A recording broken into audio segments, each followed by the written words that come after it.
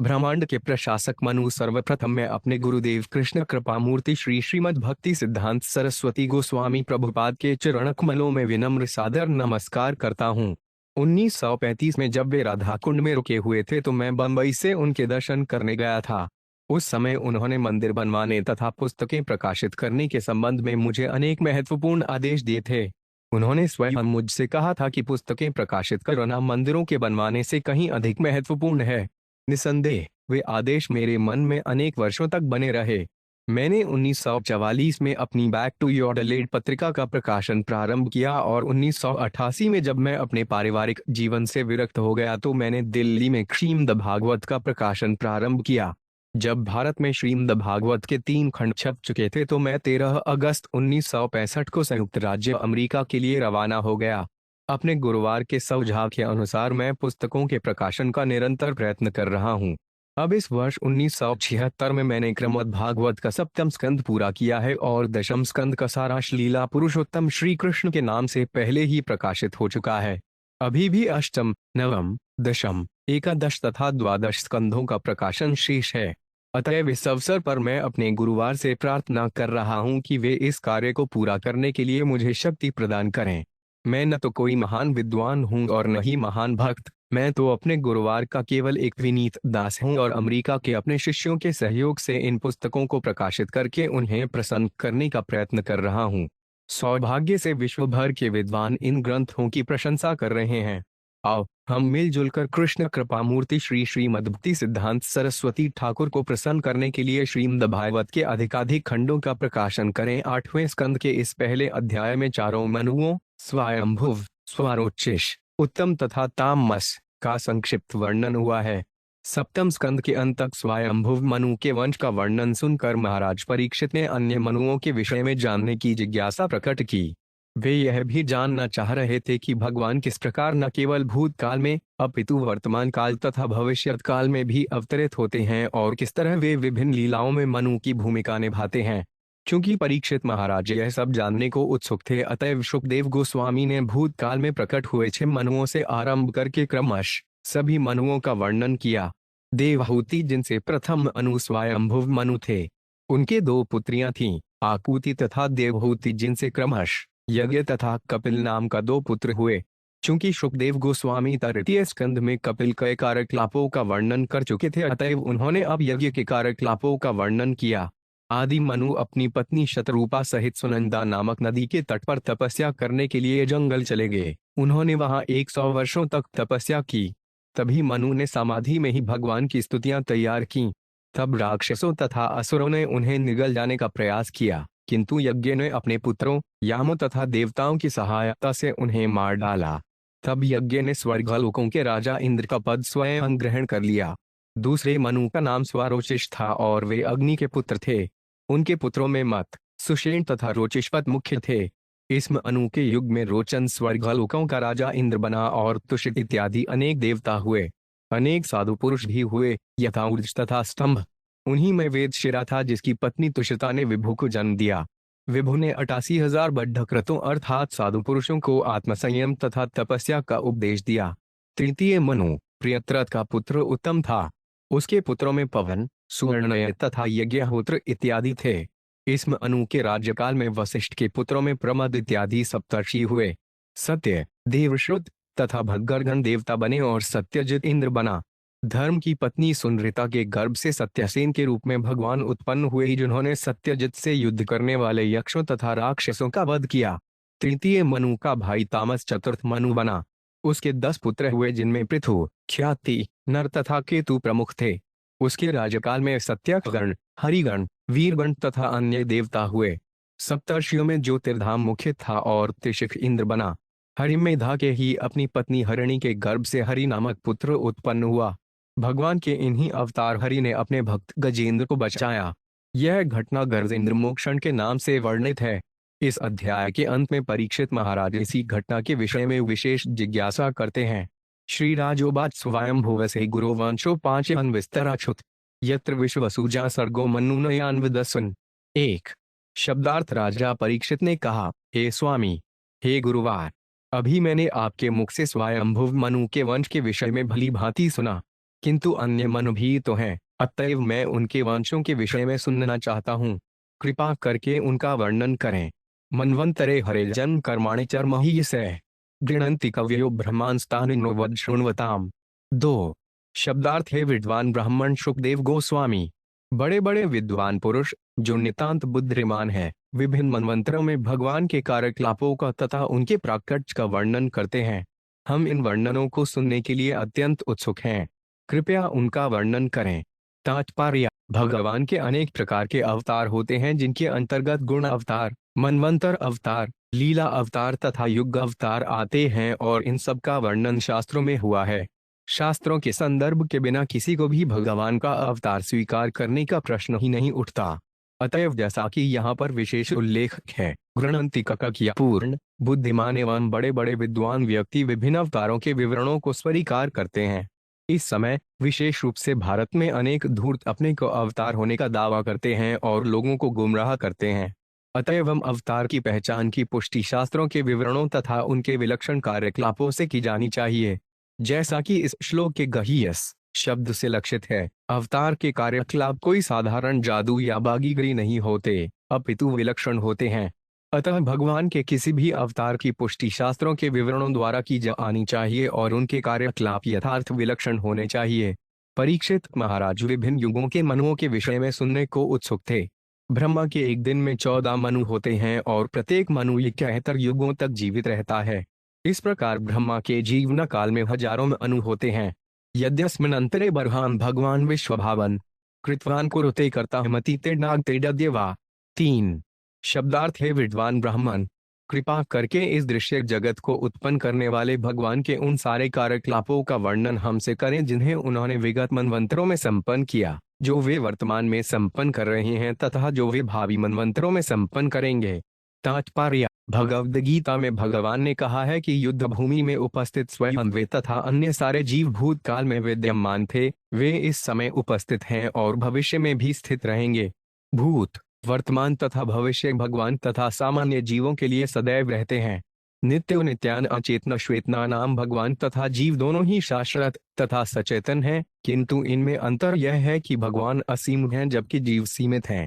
भगवान प्रत्येक वस्तु के सृष्टा हैं और यद्यपि जीव उत्पन्न नहीं किए जाते, अपितु वे भगवान के साथ नित्य रहते आए हैं, किंतु उनके शरीर उत्पन्न होते हैं जबकि भगवान का शरीर उत्पन्न नहीं होता। भगवान तथा उनके शरीर में कोई अंतर नहीं होता, लेकिन बद्ध जीव शाश्वत होते हुए भी अपने शरीर से भिन्न होता है।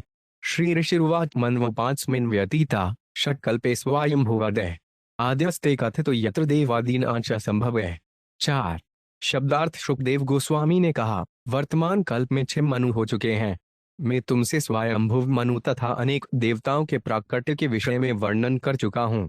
ब्रह्मा के इस कल्प में स्वयंभुव प्रथम अनु है। आकूत्या देवहूत्या च दुहीनोस्तस्य वै मनोः धर्म ज्ञानोपदेशार्थ भगवान पुत्रतांगत। 5 शब्दार्थ स्वयंभुव मनु के 2 पुत्रियां थीं, आकूति तथा देवहूति। उनके गर्भ से भगवान 2 पुत्रों के रूप में प्रकट हुए जिनके नाम क्रमशः यज्ञमूर्ति तथा कपिल थे। इन पुत्रों को धर्म तथा ज्ञान का उपदेश देने का कार्यभार सौंपा गया। तात्पर्य: देवहूति के पुत्र का नाम कपिल था और आकृति के पुत्र का नाम यज्ञमूर्ति। दोनों ने ही धर्म तथा दार्शनिक ज्ञान की शिक्षा दी। कृतपुरा भगवतः कपिलस्यथानुवर्णितम आख्यास्थे भगवान यज्ञो यचकार कुरुद्वै। 6 शब्दार्थ है कुरुश्रेष्ठ। मैं पहले ही तृतीय स्कंद में देवहूति के पुत्र कपिल के कार्यकलापों का वर्णन कर चुका हूँ। अब मैं आकृति के पुत्र यज्ञप्ति के कार्यकलापों का वर्णन करूंगा। विरक्त काम भोगेषु शत्रुपाप्त्य प्रभु विसृज्य राज्योऽन्तप से सभायों वनमाविशत। 7 शब्दार्थ शत्रुपा के पति स्वयंभुव मनु स्वभाव से इंद्रिय भोग के प्रति तनिक भी आसक्त नहीं थे, अतएव उन्होंने अपने विलासमय राज्य को त्याग दिया और अपनी पत्नी सहित तपस्या करने के लिए जंगल में चले गए। तात्पर्य: जैसा कि भगवद गीता 4.2 में कहा गया है, एवं परस्परा प्राप्तम इम राजर्षयों विदुः, यह परम विज्ञान शिष्य परंपरा द्वारा प्राप्त हुआ और राजर्षियों ने उसे इसी तरह से समझा। सारे मनु परिपूर्ण राजा थे, वे राजसी थे। दूसरे शब्दों में, यद्यपि वे विश्व के सम्राट थे, किंतु वे महान संतों के कोई डॉलर समान ही थे। उदाहरण के लिए, स्वयंभुव मनु विश्व के सम्राट थे, किंतु उन्हें इंद्रिय तृष्टि की कोई इच्छा न थी। राजतंत्र का यही अर्थ है। देश के राजा या साम्राज्य के सम्राट को इस तरह प्रशिक्षित किया जाना चाहिए कि वह सहज ही इंद्रिय तृप्ति त्याग दे। ऐसा नहीं है कि क्योंकि वह राजा है वे इंद्रिय तृप्ति पर व्यर्थ ही धन खर्च करें। ज्यों ही राजा इंद्रिय तृप्ति पर धन खर्च करके पतित हो गए त्यों ही वे विनष्ट हो गए। इसी तरह इस समय राजतंत्र समाप्त हो चुका है और लोगों ने प्रजातंत्र स्थापित किया है, किंतु वे भी असफल हो रहा है। अब प्रकृति के नियमानुसार वह समय आने वाला है जब तानाशाही से प्रजा को अधिकाधिक कष्ट भोगना पड़ेगा। यदि राजा या तानाशाह अकेले या सरकार के सदस्य संयुक्त रूप से राज्य या साम्राज्य को मनुसंहिता के नियमों के अनुसार चला नहीं पाते तो निश्चित रूप से उनकी सरकार नहीं चलेगी। सुनंदाया वर्षस्ताम पदेकेन भुवस्परिशन तप्यमानस्तपो घोरमिद मनवा भारत। 8 शब्दार्थ है भर्तवंशी। स्वयंभुव मनु अपनी पत्नी समेत जंगल में प्रविष्ट होने के बाद सुनंदा नदी के तट पर एक पांव पर खड़े रहे। इस प्रकार केवल एक पांव से पृथ्वी का स्पर्श करते हुए उन्होंने 100 वर्षों तक महान तपस्या की। तपस्या करते समय वे इस प्रकार बोले। तात्पर्य। श्रील विश्वनाथ चक्रवर्ती ठाकुर ने टीका की है कि अनवाहन शब्द का अर्थ है कि वे जब कर रहे थे या फुसफुसा रहे थे, किसी को भाषण नहीं दे रहे थे। श्रीम नुर्वाचैन चेतते विश्व विश्व चेतते नयम यो जागृति शयाने उसमें नायंता वेद वेद सहनौल। शब्दार्थ। श्री मनु ने कहा, परम पुरुष ने इस चेतन भौतिक जगत की सृष्टि की है। ऐसा नहीं है कि इस भौतिक जगत से उसकी उत्पत्ति हुई हो। जब सब कुछ मौन रहता है तो परम पुरुष साक्षी रूप में जगा रहता है। जीव उसे नहीं जानता, किंतु वह सब कुछ जानता है। तात्पर्य। यहाँ भगवान और जीवों का अंतर दिया गया है। नित्य नित्यान अचेतन श्वेतना नाम। वेदों के अनुसार भगवान परम नित्य जीव हैं। परम पुरुष तथा सामान्य जीव में यही अंतर है कि जब इस भौतिक विश्व का संहार होता है तो सारे जीव विस्मृति में, स्वप्न में या अचेतन अवस्था में मौन रहते हैं, किंतु परम पुरुष प्रत्येक वस्तु के साक्षी बनकर जागते रहते हैं। इस भौतिक जगत का सूजन होता है, कुछ काल तक यह बना रहता है और फिर नष्ट हो जाता है, किंतु इन सारे परिवर्तनों के दौरान परम पुरुष जगे रहते हैं। सभी जीवों की भौतिक दशा में स्वप्न की 3 अवस्थाएं होती हैं। जब भौतिक जगत जागृत रहता है और कार्यशील होता है तो यह एक प्रकार का स्वप्न है, जागृत स्वप्न। जब जीव सो जाते हैं तो वे फिर स्वप्न देखते हैं, और जब प्रलय के समय वे अचेतनावस्था में होते हैं और यह जगत अप्रकट रहता है तो सारे जीव एक अन्य स्वप्नावस्था में प्रवेश करते हैं। अतएव वे इस भौतिक जगत में किसी भी अवस्था में स्वप्न देखते रहते हैं, किंतु आध्यात्मिक जगत में हर वस्तु जागृत होती है। आत्मावास्य मृधन विश्वव्यत की जगत्या जत्तु तेन त्यक्तेन भुज्जीधामागृध्य कस्य स्विधनम। 10 शब्दार्थ। इस ब्रह्मांड में भगवान परमात्मा रूप में सर्वत्र जहाँ कहीं भी चर तथा अचर प्राणी हैं, विद्यमान हैं। अतएव मनुष्य उतना ही स्वीकार करे जितना उसके लिए नियत है। उसे पराये धन में हस्तक्षेप करने की इच्छा नहीं करनी चाहिए। तात्पर्य। स्वयंभुव मनु भगवान की दिव्य स्थिति बतलाकर अपने पुत्रों तथा पौत्रों को अब उपदेश दे रहे हैं कि ब्रह्मांड की सारी संपत्ति भगवान की है। मनु का यह उपदेश न केवल अपने पुत्रों पौत्रों के लिए है, अपितु सारे मानव समाज के लिए है। मनुष्य शब्द मनु से व्युत्पन्न है क्योंकि मानव समाज के सारे सदस्य इत्यादि मनु के वंशज हैं। भगवद गीता 4.1 में भी मनु का उल्लेख है, जहाँ भगवान कहते हैं, इमं विवस्वते योग प्रोक्ततान अहमव्ययम विवस्वान मन में प्राहमनुरीक्ष्याक्वेन ब्रवीत। मैंने इस अविनाशी योग विज्ञान की शिक्षा सूर्य देव विवस्वान को दी और विवस्वान ने इसे मानव के पिता मनु को बतलाया। फिर मनु ने आगे इसे इक्ष्वाकु को बतलाया। स्वयंभुव मनु तथा वैवस्वत मनु का उत्तरदायित्व एक जैसा है। वैवस्वत मनु सूर्य देव विवस्वान से उत्पन्न हुए, जिनका पुत्र इक्ष्वाकु पृथ्वी का राजा हुआ। चूंकि मनु मानवता के इत्यादि पिता समझे जाते हैं, अतएव मानव समाज को चाहिए कि उनके उपदेशों का पालन करे। स्वयंभुव मनु उपदेश देते हैं कि जो कुछ भी आध्यात्मिक जगत तथा इस भौतिक जगत में विद्यमान है, वे उन भगवान की संपत्ति है जो सर्वत्र परम चेतना के रूप में उपस्थित हैं। जैसी कि भगवद गीता 13.3 में पुष्टि हुई है, क्षेत्र चापी मां विधि सर्व क्षेत्रेश्वर। भारत प्रत्येक क्षेत्र में अर्थात प्रत्येक शरीर में परमेश्वर परमात्मा के रूप में उपस्थित हैं। प्रत्येक आत्मा को एक शरीर प्रदान किया जाता है जिसमें वे रहे और परम पुरुष के आदेशानुसार कर्म करे। अतएव परमात्मा भी प्रत्येक शरीर में उपस्थित रहता है। हमें यह नहीं सोचना चाहिए कि हम स्वतंत्र हैं, प्रत्युत हमें यह समझना चाहिए कि हमें भगवान की कुल संपत्ति का एक अंश मिला है। ऐसे ज्ञान से पूर्ण साम्यवाद आ जाएगा। साम्यवादी अपने अपने राष्ट्रों को लेकर सोचते हैं, किंतु यहाँ पर जिस आध्यात्मिक साम्यवाद का उपदेश दिया गया है वे राष्ट्रव्यापी नहीं अपितु विश्वजनीन है। किसी राष्ट्र या किसी व्यक्ति का डॉलर पना कुछ नहीं होता, प्रत्येक वस्तु भगवान को है। इस श्लोक का यही अर्थ है। आत्मा वास्यमिदं विश्वय, इस विश्व में जो कुछ भी है वे भगवान को संपत्ति है। आधुनिक साम्यवादी सिद्धांत तथा संयुक्त राष्ट्र के विचार में सुधार लाया जा सकता है यदि हर वस्तु भगवान की मानी जाए। भगवान हमारी बुद्धि की उपज नहीं है, प्रत्युत भगवान ने हमें उत्पन्न किया है। आत्मा वास्यमिदं विश्वम, ईशावास्यमिदं सर्वम्, यह वैश्व साम्यवाद जगत की सारी समस्याएं हल कर सकता है। मनुष्य को वैदिक वाङ्मय से यह सीखना चाहिए कि मनुष्य का शरीर भी उसकी संपत्ति नहीं है, यह तो उसे उसके कर्मों के अनुसार प्राप्त होता है। कर्मणा दैवनेत्रेण जंतुर्देहोपतये 84 लाख योनियों के विभिन्न शरीर यंत्र हैं जो प्रत्येक जीव को मिले हैं। इसको पुष्टि भगवद गीता 18.61 में की गई है। ईश्वर सर्वभूतान आदेश जे उपाच न तिष्ठाति, ब्राह्मण सर्वभूतान यन्त्रारूढ़ानि माया। हे अर्जुन, भगवान सबों के हृदय में स्थित हैं और सारे जीवों को गतिविधियों का निर्देश कर रहे हैं जो भौतिक शक्ति से बने यंत्रों पर आरूढ़ जैसे हैं। भगवान परमात्मा रूप में हर एक के हृदय में स्थित रहते हैं और प्रत्येक जीव की इच्छाओं का अवलोकन करते रहते हैं। वे इतने दयालु हैं कि जीव को उपयुक्त शरीरों में नाना प्रकार की इच्छाओं का भोग करने का अवसर प्रदान करते हैं।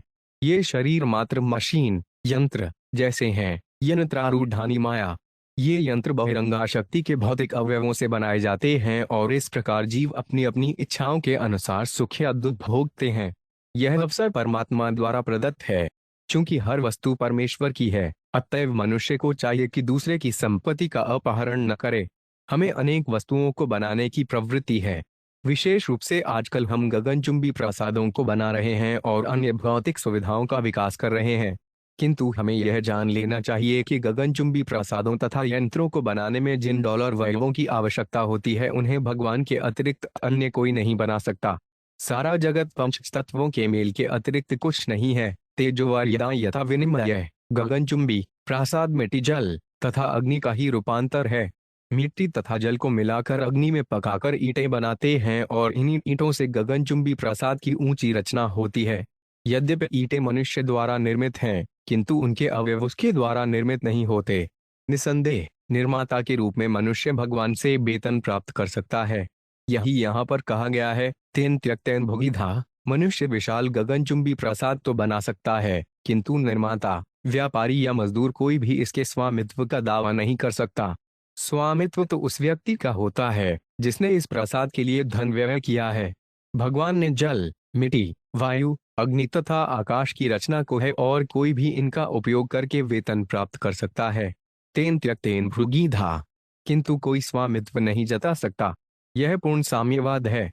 बड़ी बड़ी इमारतें बनाने की हमारी प्रवृत्ति का उपयोग केवल बड़े एवं कीमती मंदिरों के बनवाने में होना चाहिए जिनमें भगवान का अरवा विग्रह स्थापित किया जाए।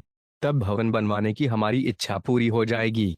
क्योंकि सारी संपत्ति भगवान की है, अतएव प्रत्येक वस्तु भगवान को अर्पित की जानी चाहिए और हमें मात्र प्रसाद ग्रहण करना चाहिए। तेन त्यक्तेन दुर्निधा, हमें आवश्यकता से अधिक प्राप्त करने के लिए आपस में लड़ना नहीं चाहिए। जैसा कि नारद ने महाराज युधिष्ठिर से कहा है, ये आवत भ्रियत जटर मतावत स्वत्वन देहिनाम अधिक यो अभिमन्यत सस्तेनो दंडम रहती। मनुष्य को चाहिए कि उतनी ही संपत्ति के स्वामित्व का दावा करें जितनी शरीर निर्वाह के लिए पर्याप्त है, किंतु जो इससे अधिक स्वामित्व की इच्छा करता है वे एक चोर है और प्रकृति के नियमों के द्वारा दंडित होने योग्य है। भागवत 7:1-4-8।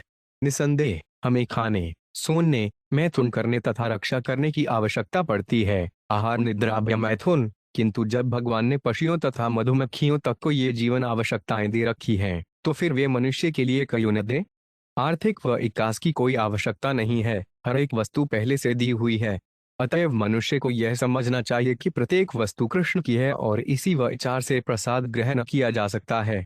किंतु यदि कोई दूसरों के हिस्से में हस्तक्षेप करता है तो वे एक चोर है। हमें आवश्यकता से अधिक कोई भी वस्तु स्वीकार नहीं करनी चाहिए। अतएव यदि भाग्यवश हमें प्रचुर धन प्राप्त हो जाए तो हमें सदैव यह मानना चाहिए कि यह भगवान का है। कृष्ण भावनामृत में हमें पर्याप्त धन मिलता है, लेकिन हमें कभी यह नहीं समझना चाहिए कि यह धन हमारा है। यह तो भगवान का है और कार्यकर्ताओं अर्थात भक्तों में समान रूप से वितरित कर दिया जाना चाहिए। किसी भक्त को यह दावा नहीं करना चाहिए कि यह धन या संपत्ति उसकी है। यदि कोई यह सोचता है कि इस विराट ब्रह्मांड की संपत्ति का कोई भी अंश उस का है, तो उसे चोर समझना चाहिए और वे प्रकृति के नियमों द्वारा दंडनीय है। देवी होशा गुणयी मय माया दुरत्यया, कोई न तो प्रकृति की चौकसी से बच सकता है न उससे अपने इरादे छिपा सकता है। यदि मानव समाज नियम के विरुद्ध यह दावा करता है कि इस ब्रह्मांड को आंशिक या पूरी संपत्ति मनुष्य की है, तो ऐसे समाज को चोरों का समाज होने का शाप मिलेगा और उसे प्रकृति के नियमों द्वारा दंडित किया जाएगा। यम पश्यति न पश्यन्तं च सूर्यस्य न रिष्यति तभूत निल्यम देव सुपर्णमुपधावत। 19। शब्दार्थ यद्यपि भगवान विश्व के कार्यकलापों को निरंतर देखते रहते हैं, किंतु उन्हें कोई नहीं देख पाता। फिर भी किसी को यह नहीं सोचना चाहिए कि चूंकि उन्हें कोई नहीं देखता अतः वे भी उसे नहीं देखते। स्मरण रहे कि उनकी देखने की शक्ति में कभी हास नहीं आता, अतएव प्रत्येक व्यक्ति को चाहिए कि उन परमात्मा की पूजा करे जो प्रत्येक जीव के साथ मित्र रूप में सदैव रहते हैं। तात्पर्य: कृष्ण की स्तुति करते हुए पांडवों की माता श्रीमती कुंती देवी ने कहा, अलक्ष्यम सर्वभूतानाम अंतर बहिर्स्थितम। हे कृष्ण, आप हर एक के डॉलर दर तथा बाहर निवास करते हैं, फिर भी बुद्धिहीन बद्ध जीव आपको देख नहीं पाता। भगवद्गीता में कहा गया है कि ज्ञान चक्षुओं के द्वारा भगवान को देखा जा सकता है। इन ज्ञान चक्षुओं को खोलने वाले को गुरुवार कहते हैं। अतएव हम निम्नलिखित श्लोक से गुरुवार की प्रार्थना करते हैं। 34 अज्ञानतिम्यन्धस्य ज्ञानांशलाख्या चक्षुरुन्मीलितं येन तस्मै श्री गुरुवे नमः। मैं अपने गुरुवार को सादर नमस्कार करता हूँ जिन्होंने ज्ञान के दीप से मेरी उन आंखों को खोल दिया है जो अज्ञान के अंधकार से अंधी हो गई थीं। गौतमीय तंत्र। गुरुवार का कार्य शिष्य की ज्ञानार्पी आंखों को खोलना है। जब शिष्य अज्ञान से जगकर ज्ञान प्राप्त करता है तो वे भगवान को सर्वत्र देख सकता है, क्योंकि भगवान वास्तव में सर्वत्र हैं। अपदांतरस्थ परमाणुजतयांतरस्थम। भगवान इस ब्रह्मांड के भीतर, समस्त जीवों के हृदयों के भीतर, यहाँ तक कि परमाणु के भीतर भी निवास करते हैं। चूंकि हमें पूर्ण शान का अभाव है अतएव हम ईश्वर को देख नहीं सकते, किंतु थोड़े से सोच विचार से हम ईश्वर को सर्वत्र देख सकते हैं। इसके लिए प्रशिक्षण को आवश्यकता है। थोड़े से सोच विचार से अधम व्यक्ति भी ईश्वर की उपस्थिति की अनुभूति कर सकता है। यदि हम इस पर विचार करें कि यह विशाल सागर किसकी संपत्ति है, यह विशाल भूखंड किसकी संपत्ति है, आकाश किस तरह टिका है, आकाश में किस तरह लाखों तारे तथा ग्रह टिके हुए हैं, इस ब्रह्मांड को किसने बनाया और यह किसकी संपत्ति है, तो हम निश्चित रूप से इस निष्कर्ष पर पहुंचेंगे कि सभी वस्तुओं का कोई स्वामी है। जब हम किसी भूखंड पर व्यक्तिगत रूप से या अपने परिवार तथा राष्ट्र के रूप में स्वामित्व का दावा करते हैं, तो हमें यह भी विचार करना चाहिए कि आखिर हम उसके स्वामी किस तरह बने। यह भूखंड हमारे जन्म के पूर्व भी वहीं था, तो फिर यह हमारी संपत्ति कैसे बना? ऐसा विचार विमर्श हमें यह समझने में सहायक होगा कि हर वस्तु का एक परम स्वामी अर्थात भगवान होता है। परमेश्वर सदा जागृत रहता है। बद्धावस्था में हम वस्तुओं को भूल जाते हैं क्योंकि हमारे शरीर बदलते रहते हैं, किंतु क्योंकि भगवान का शरीर नहीं बदलता अतः वे भूत, वर्तमान तथा भविष्य को स्मरण रखते हैं। कृष्ण ने भगवद्गीता 4.1 में कहा है, इसमें विवस्वते योग प्रोक्ततान अहमव्ययमु। मैंने कम से कम 4 करोड़ वर्ष पूर्व सूर्य देव से यह ईश विज्ञान भगवद्गीता कहा था।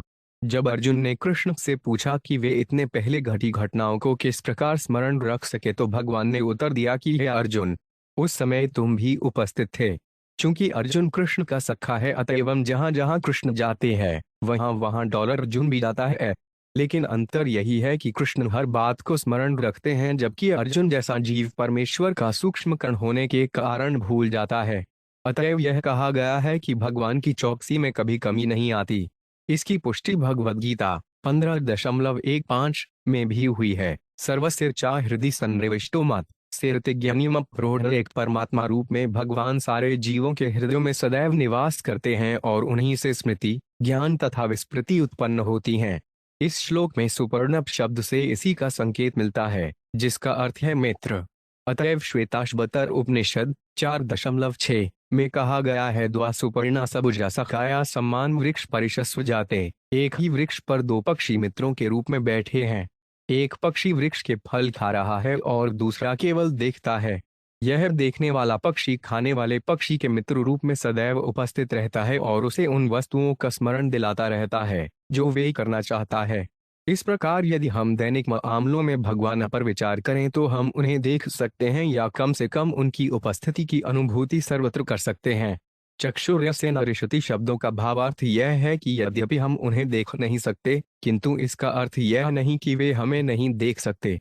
न ही जब विराट विश्व का संहार होता है तो वे मरते हैं। इस प्रसंग में उदाहरण दिया जाता है कि जब सूर्य रहता है तो सूर्य प्रकाश रहता है, किंतु जब सूर्य नहीं रहता या हम सूर्य को नहीं देख सकते तो इसका यह अर्थ नहीं होता कि सूर्य विनष्ट हो गया। सूर्य फिर भी रहता है, किंतु हम उसे देख नहीं सकते। इसी प्रकार यद्यपि हम अपने वर्तमान अंधकार में या ज्ञान के अभाव में भगवान को देख नहीं सकते तो भी वे हमारे कार्यकलापों को देखते रहते हैं और सर्वदा उपस्थित रहते हैं। वे परमात्मा के रूप में साक्षी तथा उपदेशक, उपद्रष्टा तथा अनुमंता हैं। अतएव गुरुवार के उपदेशों का पालन करते हुए एवं प्रामाणिक ग्रंथों का अध्ययन करते हुए हम यह समझ सकते हैं कि ईश्वर हमारे समक्ष उपस्थित हैं और हर वस्तु को देख रहे हैं, यद्यपि उन्हें देखने के लिए हमारे पास आंखें नहीं हैं। न यस्याह्यन्तो मध्याञ्चर्षु परो नान्तरं बहिः विश्वस्था मुनि यदास्माद् विश्वे च तद्तन्महट्। 12। शब्दार्थ भगवान का न तो आदि है, न अंत और न मध्य। न ही वे किसी व्यक्ति विशेष या राष्ट्र के हैं। उनका न भीतर है न बाहर। इस जगत में दिखने वाले सारे द्वंद्व, चथा आदि तथा अंत, मेरा और उनका, उस परम पुरुष के व्यक्तित्व में अनुपस्थित हैं। यह ब्रह्मांड जो उनसे उद्भूत होता है उनका एक दूसरा स्वरूप है। अतएव हम भगवान परम सत्य हैं और उनकी महानता पूर्ण है। तात्पर्य: ब्रह्म संहिता 5.1 में भगवान कृष्ण का वर्णन मिलता है। ईश्वर परम कृष्ण सच्चिदानंद विग्रह अनादिरादियों विंद सर्व कारण कारणम गोविंद नाम से विख्यात कृष्ण परम नियंता हैं। उनका शरीर नित्य, आनंदमय तथा आध्यात्मिक है। वे सबके उद्गम है मत। उनका कोई अन्य उद्गम नहीं है क्योंकि वे समस्त कारणों के मूल कारण हैं। भगवान के अस्तित्व का कोई कारण नहीं है क्योंकि वे सभी वस्तुओं के कारण हैं। वे प्रत्येक वस्तु में रहते हैं। माया तत्मेव सर्वप। उनका विस्तार सभी वस्तुओं में है, किंतु वे प्रत्येक वस्तु नहीं है। वे अक्षणीय भेदाभेद हैं, अर्थात एक सात्विक तथा भिन्न हैं। इसी की व्याख्या इस श्लोक में हुई है। भौतिक दशा में आदि, मध्य तथा अंत की धारणा होती है, लेकिन भगवान में ऐसा कुछ नहीं होता। उनका ब्रह्मांडीय स्वरूप वही विराट रूप है जो भगवद गीता में अर्जुन को प्रदर्शित किया गया था। अतएव वे सर्वत्र तथा सदैव विद्यमान रहने के कारण परम सत्य तथा महानतम है।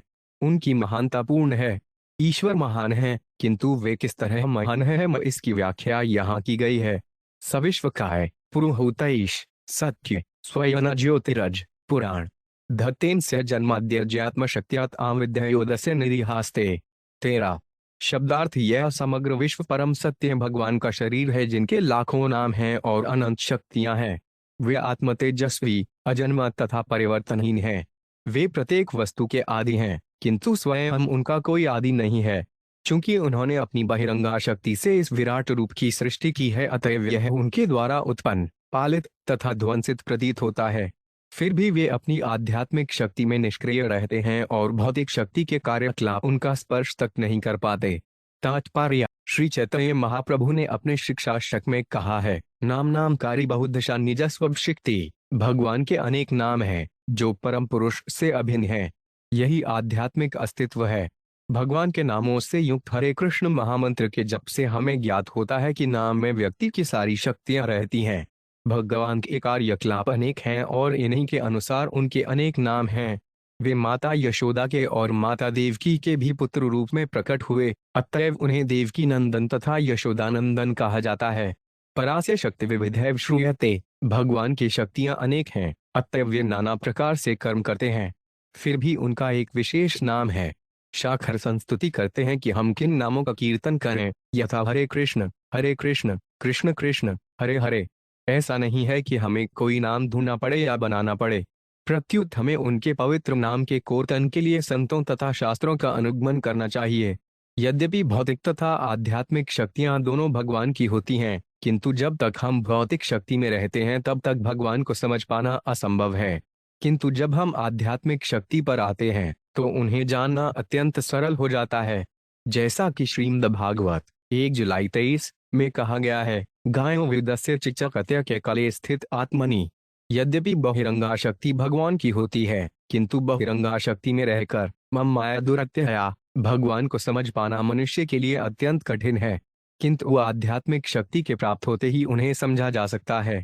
इसीलिए भगवद गीता 18.50 में कहा गया है, त्वत्यामाति जानाति अवान्यश्चासि ततः। जो वास्तव में भगवान को जानना चाहता है उसे भक्ति पद या कृष्ण भावनामृत ग्रहण करना होगा। इस भक्ति में विविध क्रियाएं सम्मिलित होती हैं। श्रवण कीर्तन विष्णु स्मरणपाद सेवनम अचन एवं धर्मदार से सख्यमात्म निवेदनम। और भगवान को समझने के लिए मनुष्य को यह भक्ति मार्ग ग्रहण करना चाहिए। यद्यपि विश्व के लोग ईश्वर को भूल चुके हैं और यह कहें कि ईश्वर मर चुका है, किंतु यह सच नहीं है। कृष्ण भावनामृत आंदोलन ग्रहण करने पर मनुष्य ईश्वर को समझ सकता है और इस तरह सुखी बन सकता है। अधाग्र ऋषय कर्माणि हंतेड कर्महित्वे यह मानो ही पुरुष प्रायो उन यहाँ प्रपद्यते।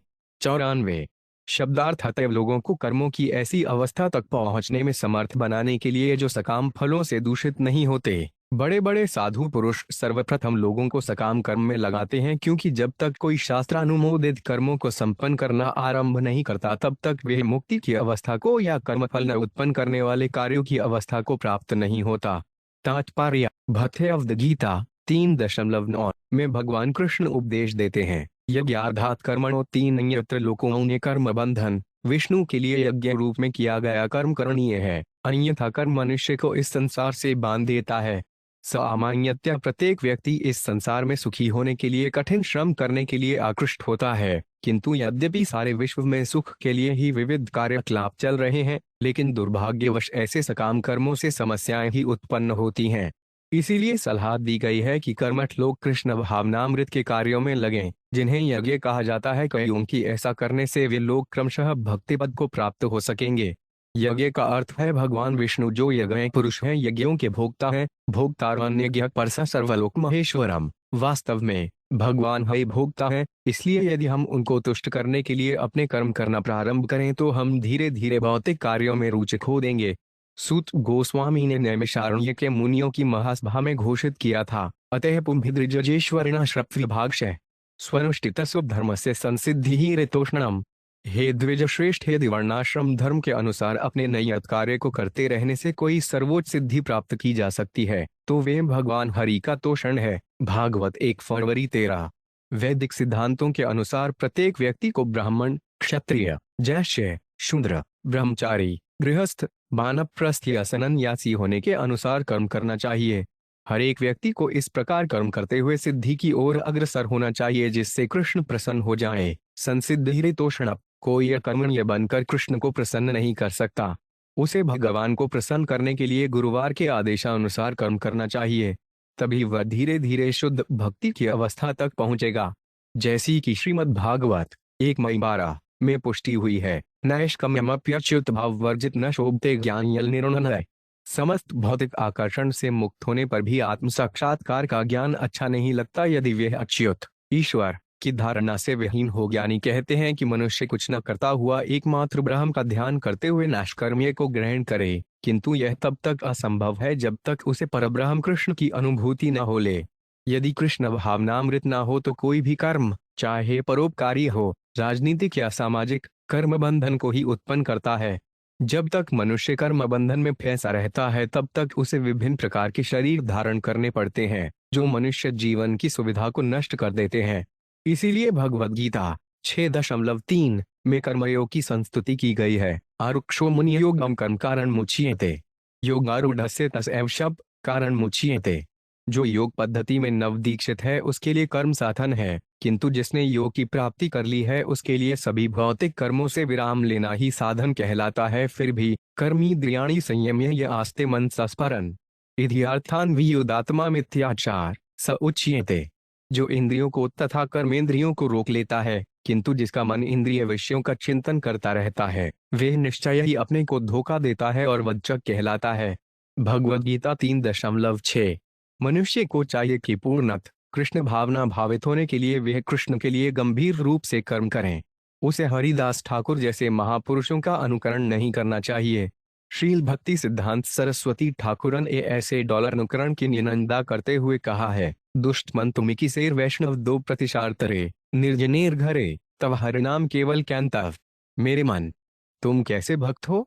तुम केवल सस्ती प्रतिष्ठा के लिए निर्जन स्थान में बैठ जाते हो और हरे कृष्ण महामंत्र का जप करने का दिखावा करते हो, किंतु यह सब ठगी है। हाल ही में मायापुर में एक अफ्रीकी भक्त ने हरिदास ठाकुर का अनुकरण करना चाहा, किंतु 15 दिन के बाद वे अशांत हो उठा और भाग गया। एकाएक हरिदास ठाकुर का डॉलर अनुकरण करने का प्रयत्न मत करो। तुम कृष्ण भावना भावित कर्मों में लगो, इससे तुम धीरे धीरे मुक्ति की अवस्था को प्राप्त हो सकोगे। मुक्ति हितवाणी धारूप स्वरूपेण व्यवस्थिति यहते भगवानीशो नाहि तत्र विसजते आत्मलाभेन पूर्णार्थो नावसिदन्ति येनुत्तम। 17 शब्दार्थ भगवान अपने ही लाभ से ये ऐश्वर्यपूर्ण हैं, फिर भी वे संसार के स्रष्टा, पालक तथा संहर्ता के रूप में कार्य करते हैं। इस प्रकार से कर्म करने पर भी वे कभी बंधन में नहीं पड़ते। अतएव जो भक्तगण उनके चरण चित्तों का अनुगमन करते हैं, वे भी कभी बंधन में नहीं पड़ते। तात्पर्य, जैसा कि भगवद गीता 3.9 में कहा गया है, भव्यार्थात कर्मणो उण्यत्र लोकोन्य कर्म बंधन। विष्णु के यज्ञ रूप में किया गया कर्म करणीय है, अन्यथा कर्म मनुष्य को इस संसार से बांध देता है। यदि हम कृष्ण भावनामृत में रहकर कर्म नहीं करते तो हम बंधन में पड़ेंगे, जिस तरह की रेशम का कीड़ा अपने ही कृमिकोश में फंस जाता है। भगवान कृष्ण हमें यह शिक्षा देने के लिए प्रकट होते हैं कि हम किस तरह कर्म करें जिससे जगत में हम फंसे नहीं। हमारी असली समस्या यह है कि हम भौतिकतावादी कार्यकलापों में फंसे हैं और हमारे बद्ध होने से हमारा संघर्ष एक शरीर से दूसरा शरीर धारण करने के दंड के रूप में चलता रहता है। जैसा कि भगवद गीता 15.7 में भगवान कहते हैं, मर्मवांशो जीवलोके जीवधूत सनावन मन है षष्ठानि ज्ञानी प्रकृति स्थाने कर्षिति। इस बंद जगत में सारे जीव मेरे नित्य अंश हैं।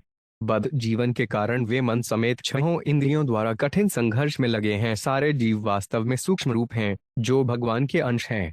भगवान हर वस्तु में पूर्ण हैं और भगवान के छोटे कण भी मूलतः उन्हीं के समान गुणमय हैं, किंतु अपने सूक्ष्म अस्तित्व के कारण वे भौतिक आकर्षण से दूषित होकर बद्ध हो जाते हैं। अतएव हमें भगवान के आदेशों का पालन करना चाहिए। तब हमें भी कृष्ण की भांति किसी भी बात पर पश्चाताप नहीं करना होगा। नाव सिदंती ये उन्नतम कयों की वे सृजन, पालन तथा संहार जैसे अपने भौतिक कार्यों से कभी बंधते नहीं। भगवदगीता में कृष्ण स्वयं उपदेश देते हैं और जो भी इनका पालन करता है वे मुक्त हो जाता है। कृष्ण के उपदेशों का पालन तभी संभव है जब कोई भक्त हो, क्योंकि कृष्ण यह आदेश देते हैं कि हे मनुष्य, तुम भक्त बनो। मनन्यना भव मद भक्तो मद्याजी या नमस्कुरु। सदैव मेरा चिंतन करो और मेरे भक्त बनो। मेरी पूजा करो और मुझे नमस्कार करो। भगवद गीता 18.65। सदैव कृष्ण के चिंतन का अर्थ होता है हरे कृष्ण मंत्र का कीर्तन, किंतु जब तक कोई दीक्षित भक्त न बन ले यह संभव नहीं। जो ही कोई भक्त बन जाता है वे हर्चा विग्रह की पूजा में लग जाता है। मद्याजी भक्त का कार्य है भगवान तथा गुरुवार को सदा नमस्कार करना। भक्ति पद तक उठने का यह मान्य सिद्धांत है। इस पद के प्राप्त होते ही मनुष्य भगवान को धीरे धीरे समझने लगता है और कृष्ण को समझ लेने मात्र से ही वे भव बंधन से छूट जाता है। तमी हमान्निर्हृतम बुधवार निराशिषान पूर्णम नयचनोदितम नुज शिक्षयंतम निजवर्त्म संस्थितम प्रभृंग प्रपच में के खिल धर्म भावनम। 16 शब्दार्थ भगवान कृष्ण एक सामान्य व्यक्ति की भांति कर्म करते हैं, फिर भी वे कर्म फल भोगने की इच्छा नहीं रखते। विज्ञान से पूर्ण, भौतिक इच्छाओं तथा विक्षेपों से मुक्त एवं पूर्णतः स्वतंत्र हैं। वे मानव समाज के परम शिक्षक के रूप में अपनी ही कर्म शैली का उपदेश देते हैं और इस प्रकार धर्म के असली मार्ग का उद्घाटन करते हैं। मैं हर व्यक्ति से प्रार्थना करता हूं कि वे उनका अनुसरण करे। तात्पर्य, हमारे कृष्ण भावनामृत आंदोलन का यही सार है। मानव समाज से हमारा मात्र यही अनुरोध है कि वे भगवद गीता के उपदेशकर्ता के पद चिन्हों पर चलें। भगवद गीता यथारूप के उपदेशों का पालन करने से तुम्हारा जीवन सफल हो जाएगा। कृष्ण भावनामृत आंदोलन का यही सार है। कृष्ण भावनामृत आंदोलन का व्यवस्थापक हर एक को शिक्षा दे रहा है कि किस प्रकार भगवान रामचंद्र, भगवान कृष्ण तथा श्री चैतन्य महाप्रभु का अनुसरण किया जाए। इस संसार में राजतंत्र या अच्छी सरकार के लिए नेता की आवश्यकता होती है। भगवान रामचंद्र ने अपने व्यावहारिक उदाहरण द्वारा यह प्रदर्शित किया कि किस प्रकार सारे मानव समाज के लाभ के लिए जिया जाए। उन्होंने रावण जैसे असुरों के साथ युद्ध किया, उन्होंने अपने पिता के आदेश का पालन किया और वे माता सीता के पत्नी व्रतपति बने रहे। अतएव हम आदर्श राजा के रूप में भगवान रामचंद्र के कार्यों की कोई तुलना नहीं है। निसंदेह लोग अब भी राम राज्य की लालसा करते हैं। इसी प्रकार कृष्ण ने भगवान होते हुए भी अपने शिष्य तथा भक्त अर्जुन को शिक्षा दी कि किस तरह जीवन जिया जाए जिससे अंततः भगवत धाम लौटा जा सके। त्यक्त्वा देह पुनर्जन्म नैति मामेति 305 अर्जुन। भगवत गीता में सभी प्रकार की शिक्षाएं मिलती हैं। राजनीतिक, आर्थिक, सामाजिक, धार्मिक, सांस्कृतिक तथा दार्शनिक। मनुष्य को उनका पूर्वक पालन भर कराना है। भगवान श्री चैतन्य महाप्रभु के रूप में शुद्ध भक्त की भूमिका मात्र अदा करने के लिए भी जन्म लेते हैं। इस तरह भगवान हमारे जीवन को सफल बनाने के लिए हमें अनेक प्रकार से शिक्षा देते हैं और स्वयंभुव मनु हम सबों से अनुरोध कर रहे हैं कि हम उनका अनुसरण करें। स्वयंभुव मनु मानव जाति के अग्रणी नेता हैं और उन्होंने मानव समाज के मार्गदर्शन हेतु मनुर्यहिता नामक ग्रंथ प्रदान किया है। इसमें वे हमें भगवान के विभिन्न अवतारों के अनुसार चलने का निर्देश देते हैं। ये अवतार वैदिक साहित्य में वर्णित हैं और जयदेव गोस्वामी ने 10 महत्वपूर्ण अवतारों का संक्षेप में वर्णन किया है। केशव धृत मीन शरीर जय जगदीश हरे, केशव धृत नरहरि रूप जय जगदीश हरे, केशव धृत बुद्ध श्री जय जगदीश हरे, आदि आदि। स्वयंभुव मनु हमें ईश्वर के अवतारों के उपदेशों का, विशेषतया भगवद गीता यथारूप के उपदेशों का पालन करने की शिक्षा देते हैं।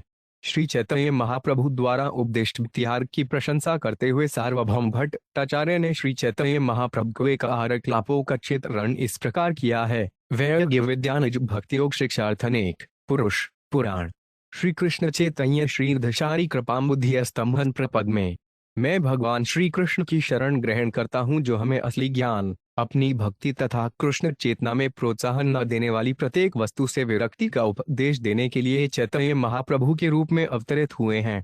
वे इसलिए अवतरित हुए हैं क्योंकि वे दिव्य कृपा के सागर हैं। मैं उनके चरण कमलों में शरण लेता हूँ। चैतन्य चंद्र नाटक 6.74। इस कलिकाल में लोग भगवान के उपदेशों का पालन नहीं कर सकते, अतएव भगवान स्वयं ही लोगों को कृष्ण भावना भावित होने का पाठ पढ़ाने के लिए श्री कृष्ण चैतन्य की भूमिका निभाते हैं। वे हरेक से कहते हैं कि मेरा अनुसरण करो और कलियुग की पतितात्माओं के उद्धार के लिए गुरुवार बनो। यारे देख तारे कह कृष्ण उपदेश, अमार आज्ञा गुरुवार हजावार देश। हर व्यक्ति को उपदेश दो कि वे भगवद गीता तथा श्रीमद् भागवत में दिए गए भगवान कृष्ण के आदेशों का पालन करें। इस तरह गुरुवार बनकर इस भूमि के प्रत्येक व्यक्ति को मुक्त करने का प्रयास करो। चैतन्य चरितामृत मध्य 7.128। भगवान रामचंद्र, भगवान कृष्ण तथा भगवान चैतन्य महाप्रभु का एक ही उद्देश्य था, मानव समाज को यह सिखाना कि किस प्रकार भगवान के उपदेशों का पालन करके सुखी हुआ जाए। श्री शुक उत्नाचिति मनोपनिषदम व्याहरंतम समाहितम इरिष्ठासुरायातुदाना जगधुमभिद्रवन क्षुधा। 17। शब्दार्थ सुखदेव गोस्वामी ने आगे कहा, इस प्रकार स्वयंभुव मनु उपनिषदों के मंत्रों की जय ध्वनि करते हुए समाधिस्थ हो गए। उन्हें देखकर राक्षसों तथा असुरगण ने अत्यंत भूखे होने के कारण उन्हें निगल जानना चाहा, अतएव वे उनके पीछे द्रुतगति से दौड़ने लगे। तांस तथा वंसी तान्वीक्षय गए सर्वतो हरि या मैं परिवृतो देव इत्वाशा सत्रिविष्टपम। 18। शब्दार्थ प्रत्येक हृदय में वास करने वाले भगवान विष्णु यज्ञप्ति के रूप में प्रकट हुए और उन्होंने देखा कि राक्षस तथा असुर स्वयंभुव मनु को निगल जाने वाले हैं। इस प्रकार याम नामक अपने पुत्रों तथा अन्य सभी देवताओं को साथ लेकर भगवान ने उन असुरों तथा राक्षसों को मार डाला। तब उन्होंने इंद्र का पद ग्रहण किया और स्वर्ग लोक पर शासन करने लगे। तात्पर्य, देवताओं के विभिन्न नाम यथा ब्रह्मा, शिव, इंद्र इत्यादि व्यक्तिगत नाम नहीं है, वे विभिन्न पदों के नाम हैं। इस प्रसंग में हमें पता लगता है कि इन पदों को ग्रहण करने योग्य उपयुक्त व्यक्तियों के न होने पर भगवान विष्णु कभी ब्रह्मा बनते हैं तो कभी इंद्र। स्वरोचशोद्वितीय अस्तु मनुरग्ने सुतोद्भवत् झुमत्सुषेण्रो कृष्मत् प्रमुखास्तस्य चात्मजा। 19। शब्दार्थ अग्नि का पुत्र स्वरोचिष दूसरा मनु बना। उसके अनेक पुत्रों में उमत, सुषेण तथा रोचिष्मत प्रमुख थे। तात्पर्य, मन्वंतर मनुर्देवा मनुपुत्र सुरेश्चर। ऋषियों 5 अवतार हरे बड़ी धमुचियते। भगवान के अनेक अवतार हैं। मनु, मनु उपुत्रा, मनु के पुत्र, स्वर्ग लोकों का राजा तथा सप्तर्षि, ये सभी भगवान के अवतार हैं।